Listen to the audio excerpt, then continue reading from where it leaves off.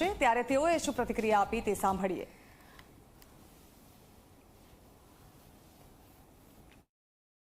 પોરબંદર લોકસભા બેઠક પર કોંગ્રેસ દ્વારા આજે નામ છે તે જાહેર કરવામાં આવ્યું છે અને ઉમેદવાર તરીકે રાજકોટ જિલ્લા કોંગ્રેસના પ્રમુખ લલિતભાઈ વસોયાનું નામ છે તે જાહેર કરવામાં આવ્યું છે। મારી સાથે લલિતભાઈ વસોયા છે, તેમની સાથે વાત કરીશું।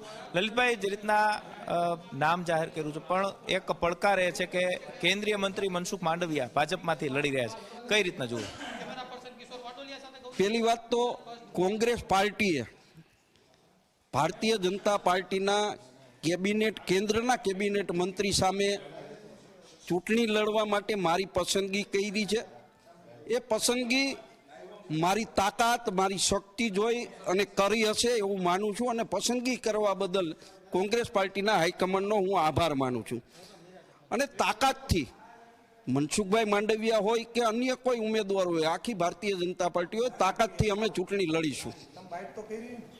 ખાસ કરીને 2019ની અંદર પણ આપ લોકસભાની ચૂંટણી લડ્યા હતા, ત્યારે પરાજય થયો હતો। અર્જુન મોઢવાડિયા ત્યારે તમારી સાથે હતા, આજે જ્યારે ભાજપમાં છે, કઈ રીતના જુઓ? અર્જુનભાઈ જ્યારે મારી સાથે હતા ત્યારે કોઈ કારણોસર મને પોરબંદર મત વિસ્તારમાંથી 53,000 જેટલી નુકસાની ગઈ હતી।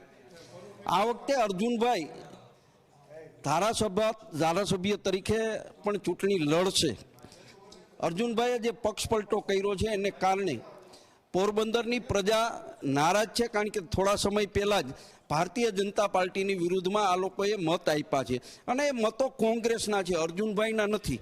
જો અર્જુનભાઈ પાસે મત હોય તો 2019માં મને 53,000 મતની નુકસાની શા માટે એ વિસ્તારમાંથી જાય? ખાસ કરીને તો રાજકોટ લોકસભામાંથી કોંગ્રેસ તરફથી